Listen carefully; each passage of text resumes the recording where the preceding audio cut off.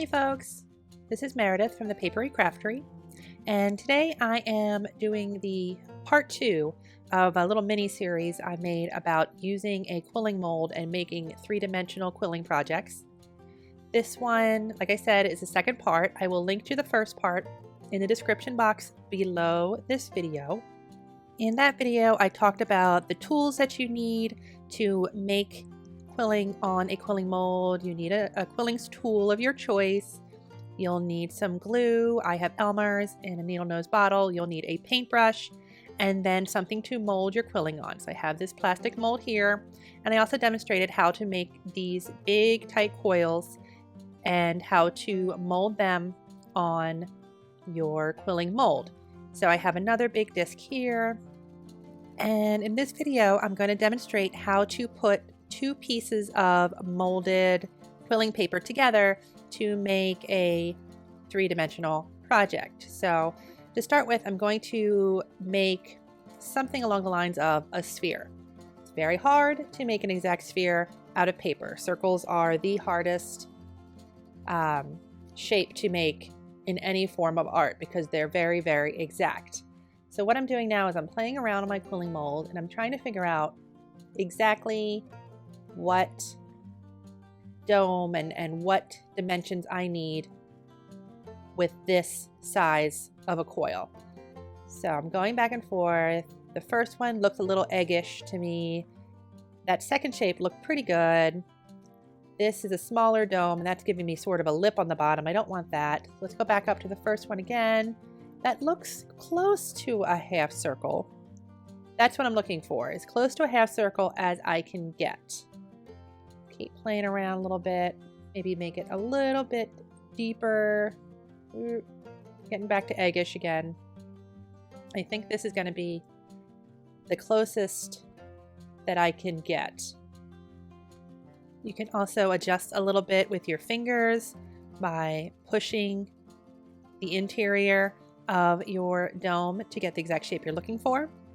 Once you're happy with that, you're going to run some glue around the inside of your dome and brush it out to make it smooth.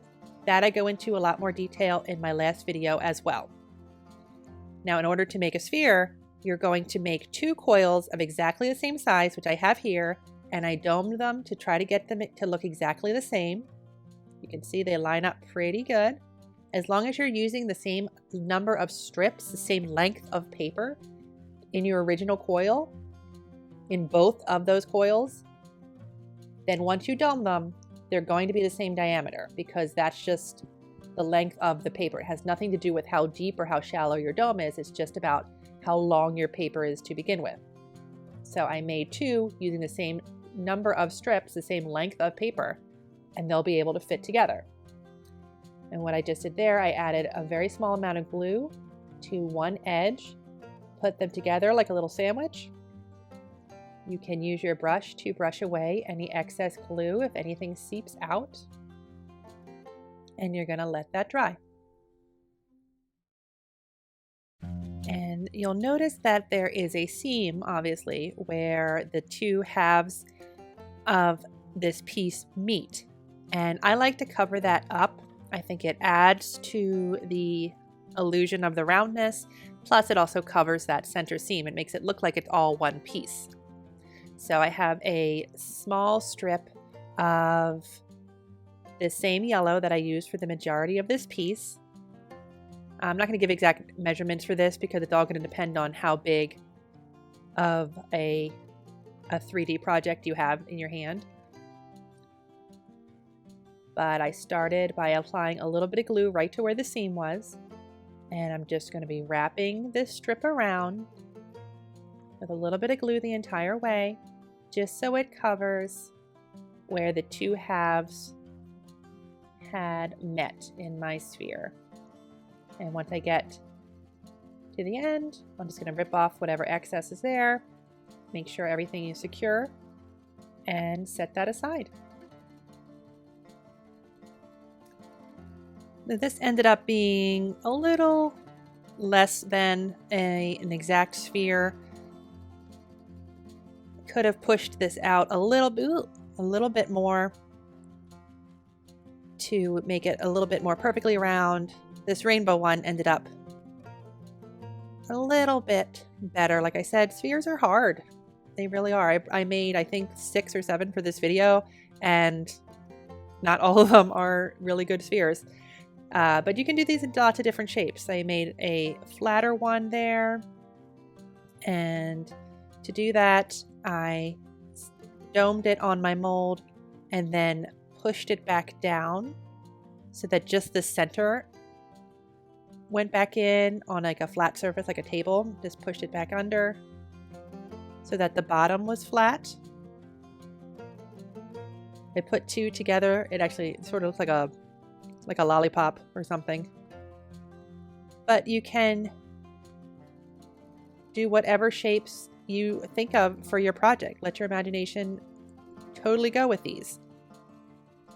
Make them deeper, make them less deep. You can do cones. I had a cone demonstration in my last video. There's another sphere that turned out pretty good. You can make them smaller. This cone here is the same idea. Cone on one side, a dome on the other, and then they're made with the same number of paper, so they still fit together. I didn't cover the seam on this one, but I think you get the picture on that. As far as practically what kind of projects can you use these 3D quilling shapes for? I have a pretty popular video on my channel to make a little tiny cactus. Perfect example of making 3-dimensional quilling. I have 2 domed pieces of quilling here. They're actually 2 different depths. One is a little bit more shallow, one's a little bit deeper. Put them together and then put a little strip around where they meet. And you have the body of your little cactus.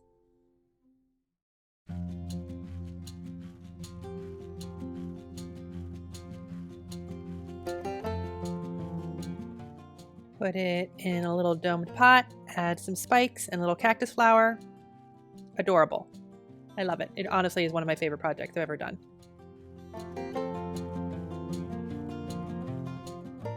Another project idea is some cherries. You take some dark red quilling paper or even some pink, make 2 domes that are a little bit more egg-shaped, put them together, wrap the center, and put a little stem on there.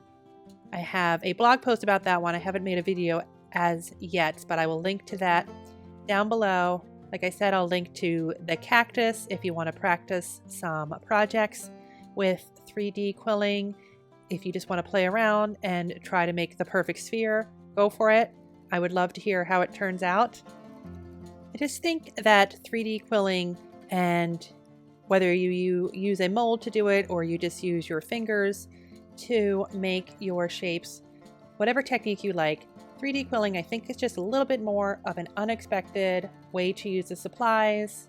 It adds a lot more depth to your pieces because you can combine this with more traditional quilling.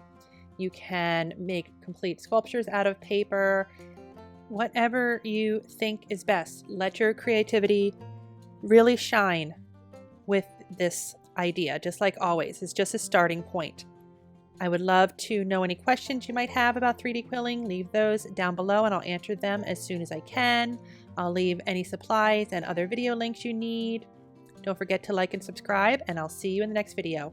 Bye!